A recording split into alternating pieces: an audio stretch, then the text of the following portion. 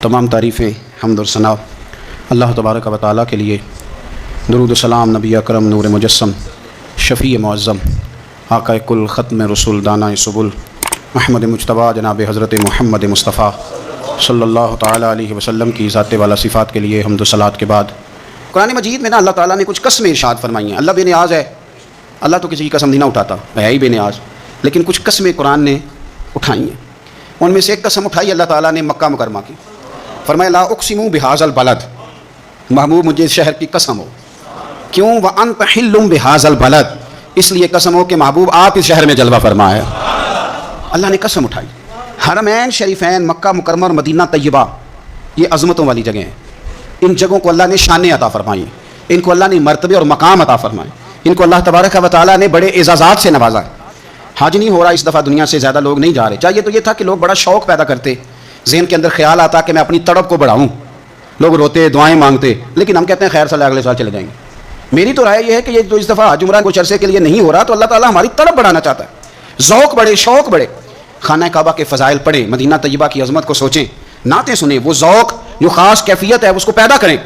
نبی پاک صلی اللہ علیہ وسلم نے جو ہمیں فضیلتیں بیان کی نا مکہ مکرمہ کی اور مدینہ طیبہ کی، اس کی حکمت بھی یہ ہے کہ ہمارے دل میں شوق پیدا ہو کہ ہم نے اس جگہ جانا ہے، ہمارے دل میں تڑپ پیدا ہو، ذوق آئے ہمیں۔ دیکھیں نبی پاک علیہ السلام نے فرمایا جو نماز تم اپنے گھر کے اندر پڑھو گے، ایک نماز کا اللہ تمہیں ثواب دے گا، جماعت کے ساتھ پڑھو گے تو 27 نمازوں کا ثواب، لیکن فرمایا وہی نماز اگر تم میری مسجد نبوی میں آ کے پڑھو گے تو اللہ 50,000 نمازوں کا ثواب عطا کرے گا، 50,000 نمازوں کا۔ اور مدینے والے حبیب فرمانے لگے وہی نماز اگر تم نے بیت اللہ میں آ کے پڑھی تو نماز ایک ہوگی، لیکن رب تمہیں 1,00,000 نماز کا ثواب عطا فرمائے۔ اب یہ فضیلت حضور نے بیان کی، فضیلت دیکھیں اللہ تعالیٰ کی رحمتیں ہر جگہ برستی، یہاں کب برسیں گی ہمیں کوئی پتہ نہیں، تقریر کے وقت، خطبے کے وقت، نماز کے وقت، دعا کب برسیں گی نہیں پتہ، لیکن خانہ کعبہ کا جو معاملہ ہے اور وہاں جو رحمت کا معاملہ ہے، ملا رومی فرماتے ہیں کہ خدا کی رحمت اگر تجھے اتنی مل جائے نا قطرے کے برابر بھی، تو سمجھ لے تیری دنیا بھی بن گئی اور تیری آخرت بھی بن گئی۔ اب میرے نبی پاک علیہ السلام کی حدیث سنیں، حضور فرماتے ہیں روزانہ بیت اللہ شریف پر اللہ کی 120 رحمتوں کا نزول ہوتا ہے۔ یا رسول اللہ کس وقت ہوتا ہے؟ فجر کے وقت، ظہر کے وقت، عصر کے وقت، طواف کے وقت، نماز کے وقت، کب؟ تو حضور نے طے کر کے بتایا، فرمایا 120 رحمتیں اللہ خانہ کعبہ پہ نازل فرماتے ہیں۔ یا رسول اللہ کب؟ فرمایا 60 رحمتیں تو ان پہ برستی ہیں جو بیت اللہ کا طواف کرتے ہیں، اور فرمایا 40 رحمتیں اس پر برستی ہیں جو حرم شریف میں نماز پڑھتا ہے، اور حضور فرماتے ہیں کچھ بھی نہ کرے بس بیٹھ کے کعبے کی زیارت ہی کرتا رہے، 20 رحمتیں تو اللہ اسے بھی عطا فرما دے۔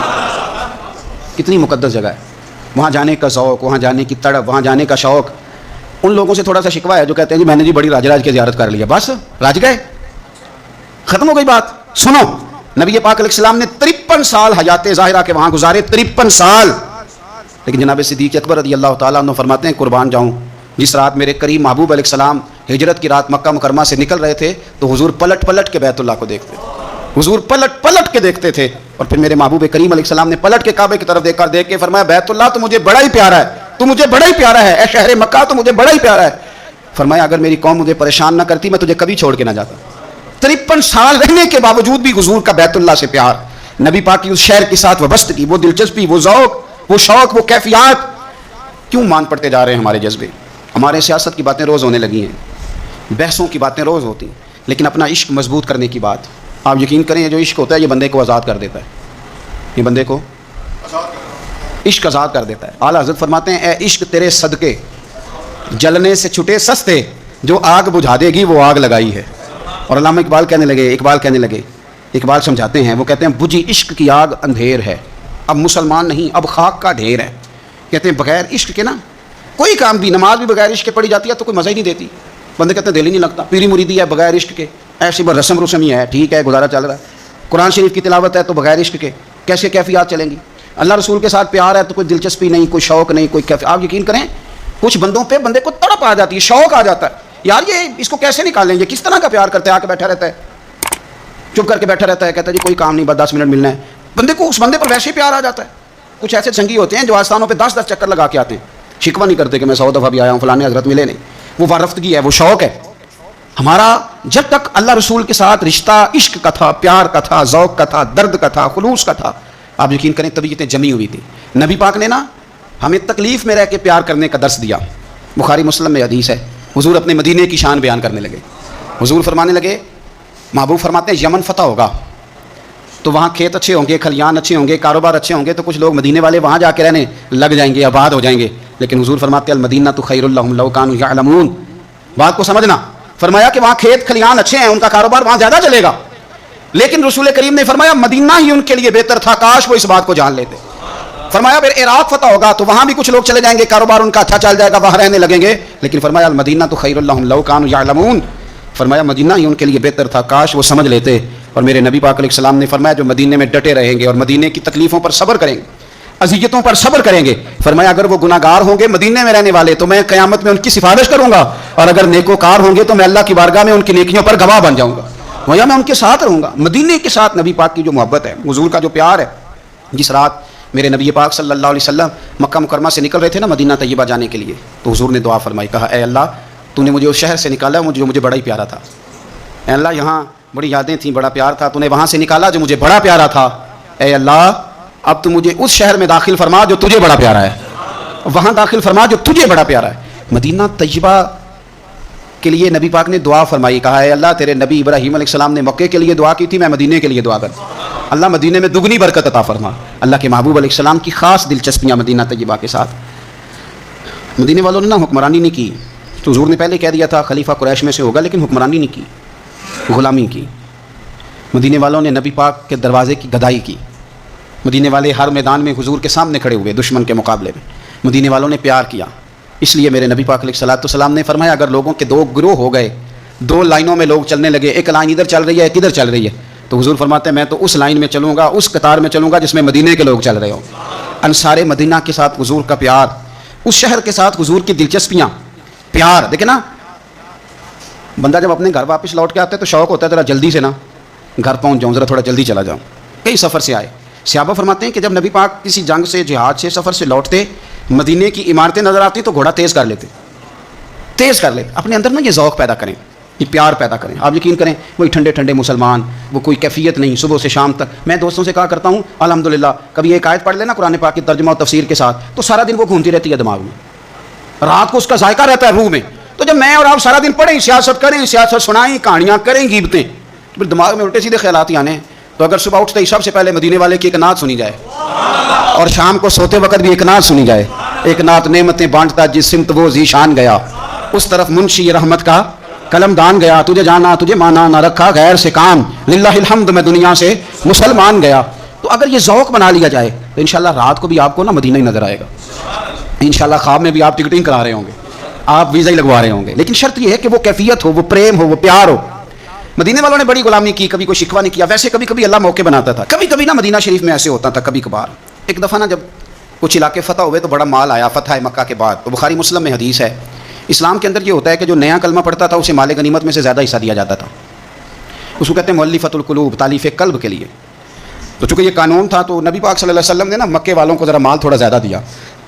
مدینے میں سے ایک آدھ نوجوان نے کہا کہ حضور نا آپ اپنے رشتہ داروں کی طرف توجہ زیادہ کرنے لگے. یہ بھی محبت کی جنگ ہوتی ہے نا, قربان جائیں. حضور سید عالم علیہ السلام تک بات پہنچی, اور اسی طرح پہنچی کہ ایک آدھ نوجوان نے بات کی ہے. نبی پاک علیہ السلام نے ترکی خیمہ لگوایا, فرمایا مکے والا کوئی نہ آئے بھائی, صرف مدینے والے آئیں. سارے حضور کے سامنے بیٹھ گئے. ذرا منظر دیکھنا, حضرت ابو ایوب انصاری رضی اللہ تعالیٰ عنہ سے لے کر سارے انصار. حضور نے فرمایا ابھی میں نے سنا ہے تم میں سے کچھ نے کہا ہے کہ حضور اپنے رشتہ داروں کو زیادہ دینے لگے. رو پڑے مدینے والے, یا رسول اللہ وہ تو ایک نوجوان نے غلطی. فرمایا نہیں تم کہہ سکتے ہو کہ یا رسول اللہ صلی اللہ علیہ وسلم مکے والوں نے تو آپ کو تکلیف دی تھی, ہم نے آپ کو ٹھہرایا تھا. تم کہہ سکتے ہو چونکہ تم نے ٹھہرایا تھا.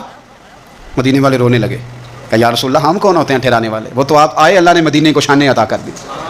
میرے محبوب نے فرمایا تم کہو نا کہ یا رسول اللہ مکے والے تو بدر میں تلواریں لے کے آ گئے تھے, ہم تھے جنہوں نے سینے پیش کیے تھے. وہ رو رہے ہیں, نہیں حضور ایسا تو نہیں ہے, وہ تو آپ نے مہربانی کی تو بدر میں ہم میں سے کچھ شہید ہو گئے, کچھ غازی بن گئے کی برکت سے. حضور نے فرمایا تم کہو کہ احد کے میدان میں انہوں نے پتھر مارے تھے, ہم نے سینہ پیش کیا تھا. حضور بھی رونے لگے, مدینے والے بھی رونے لگے. نبی کریم نے فرمایا تم کہو کہ جانے ہم نے قربان کی, تم کہو کہ حضور قربانیاں ہم نے دی, کہہ سکتے ہو تم نے دی ہیں, ہمارا حق بنتا ہے, کہو.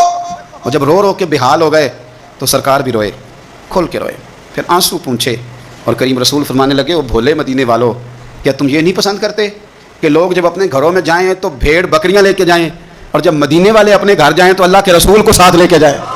تم یہ نہیں پسند کرتے کہ تمہارے ساتھ میں جاؤں؟ یہ نہیں تمہارا شوق؟ دیکھو کسی کے حصے میں کچھ آیا, کسی کے حصے میں کچھ آیا, کسی کے حصے میں کچھ آیا.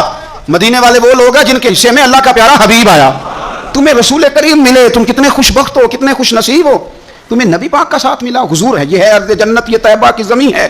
جنت بھی یہیں اور مال کے جنت بھی یہیں ہے. مدینہ طیبہ کے ساتھ مسلمان کا خاص پریم رہا, خاص پیار رہا. آپ یقین کریں ہمارے پرانے لوگ جو ہوتے تھے وہ گلے ہوتے تھے کسی زمانے میں, پتہ نہیں اب نئے نوجوانوں نے دیکھے بھی ہیں کہ نہیں. اب گلے نہیں ہوتے, اب بینک اکاؤنٹ ہوتے ہیں. گلہ ہوتا تھا مٹی کا, تو بوڑھی اماں اس میں پیسے ڈالتی تھی, بوڑھی عورتیں پیسے ڈالتی تھیں. اماں یہ تو کیا کر رہی ہے, تو کہتے میں نے مدینہ دیکھنا ہے. کمیٹیاں ڈالتے تھے لوگ چوری, میں نے مدینہ دیکھنا. لوگ صبح شام درود شریف پڑھتے تھے کہ میں نے حضور کا مدینہ دیکھنا ہے. رب جانے سونے محبوبہ تیرے شہر دیاں بھی کی لذتاں نے. رب بھی جانے, مجھے بھی اللہ نے کچھ موقع دیا ہے, پر آپ یقین کریں ابھی بھی جب کبھی دل پورا بند ہونے لگتا ہے نا, گھبرا جاتا ہے, تو جو چیز سب سے پہلے یاد آتی ہے وہ مصطفیٰ کا مدینہ یاد آتا ہے. رب بھی جانے سونے محبوبہ تیرے شہر دیاں بھی کی لذتاں نے, ایک رون جنہاں نے ویکھیا نہیں, ایک تے رون نہ جنہاں نے. رب بھی جانے سونے محبوبہ تیرے شہر دیاں بھی کی لذتاں نے, ایک رون جنہاں نے ویکھیا نہیں, تے ایک رون دوبارہ جاون لے. ایک رون جنہاں نے ویکھیا اور ایک رون دوبارہ. میرے رسول کریم علیہ السلام کا شہر نور, اس کی برکات, اس کا حسن, اس کی وارفتگی. نبی پاک صلی اللہ علیہ وسلم مکہ فتح ہوا تو سیرت نگار کہتے ہیں کہ بعض اہل مدینہ کے دلوں میں خیال آیا کہ شاید حضور کو پیار بڑھا نا مکے سے, شاید اب نبی پاک مکے میں رہنا چاہیں گے. کچھ نے کہہ بھی دیا کہ یا رسول اللہ اگر آپ وہاں رہنا چاہیں تو ہماری طرف سے پابندی کوئی نہیں. تو اللہ کے محبوب کی آنکھوں میں آنسو آئے, فرمایا مجھے مکے سے بڑا پیار ہے, بڑا پیار ہے. اس کی وجہ یہ ہے کہ میری ماں کی یادیں مکے میں, میرے والد کی محبتیں مکے میں. فرمایا بڑا پیار ہے مجھے مکے سے, میں یہاں ختیجہ کو بیاہ کے لایا تھا جہاں میری بیٹیاں پیدا ہوئیں تھیں, یہاں میں نے بڑا کچھ دیکھا, مجھے بڑا پیار ہے. اور ہوتا بھی ہے, جو اپنا علاقہ ہوتا ہے نا, اپنا دیش. میری شاعر نے کہا تھا دیش سے آنے والے بتا یاران گلستاں کیسے ہیں. پیار ہوتا ہے اپنے علاقے سے. تو حضور نے فرمایا مجھے مکہ بڑا ہی پیارا ہے, بڑی محبت ہے, لیکن مدینے والوں اب فیصلہ کر لیا جینا بھی تمہارے ساتھ ہی ہے, اور دنیا سے جانا ہے تو قبر بھی مدینے میں ہی بنے گی. اور حضور فرمانے لگے جب قیامت میں اٹھوں گا تو قبر بھی مدینے سے ہی کھلے گی. اپنا خاص ذوق, وہ خاص وارفتگی, وہ خاص محبت مدینہ طیبہ کے ساتھ جو ایک مسلمان کی ہونی چاہیے, اس محبت کو سلامت کریں, اس کا ذوق. آپ اگر دین اسلام کو دیکھیں گے نا تو دین اسلام کے سارے اخلاقی پہلو, دین کا سارا حسن, دین کا سارا وقار, وہ نقشے جب ہم حدیثوں میں پڑھتے ہیں تو سب سے پہلے مدینہ ہماری نظروں میں آتا ہے, اس لیے کہ وہ ساری کیفیات, ان کا تعلق مدینہ طیبہ کے ساتھ ہے. میرے رسول کریم صلی اللہ علیہ وسلم نے مدینہ کے ساتھ خاص محبت کی. حضور فرماتے ہیں کہ جس طرح سانپ جب اس پر حملہ ہو تو وہ چاروں جانب سے اسے گھیر لیا جائے تو وہ اپنی بل میں گھس جاتا ہے نا, فرمایا اسی طرح ایمان جب چاروں جانب سے گھبرا جائے گا نا قیامت کے قریب, تو فرمایا سمٹ کے میرے مدینے میں داخل ہو جائے گا, مدینے میں ایمان رہے گا. حضور نے فرمایا دجال مدینے میں داخل نہیں ہوگا, طاعون کی وبا مدینے میں داخل نہیں ہوگی. مدینہ طیبہ کے چاروں جانب اللہ نے فرشتے بٹھا دیے ہیں, 70 ہزار فرشتوں کے پہرے لگا دیے. مدینے کی حفاظت پر فرشتے مامور ہیں. میرا تو ایمان ہے, ٹھیک ہے اس گورنمنٹ نے کہا ہے کہ مدینہ میں بھی کورونا کے کیس آئے ہیں, پر میرا دل نہیں مانتا. میں آپ کو صحیح کہتا ہوں, مسجد میں بیٹھا ہوں میری طبیعت نہیں مانتی, اس لیے کہ مدینہ تو نام ہی شفا والی جگہ کا ہے. میری طبیعت نہیں مانتی, میرا ذوق نہیں مانتا, اس لیے کہ جس مدینے میں طاعون کی وبا نہیں آئی, نہ آ سکتی ہے, وہاں کوئی اور مرض بھی اس طرح آ سکتا. مدینہ تو شفا کی جگہ ہے, مدینہ تو کرم کی جگہ ہے, وہ تو عطا کی جگہ. مدینہ طیبہ کے ساتھ اور مدینہ طیبہ کے لحاظ سے, مکہ کے لحاظ سے اپنے اندر ذوق پیدا کریں. دعا یہ ہے کہ اللہ تعالی ہمارے دلوں کو اتنا نرم کر دے, اور ان دلوں کو نرم کر کے اللہ محبوب پاک کی غلامی ہماری روحوں تک بھر دے. آخر دعوانا الحمدللہ رب العالمین.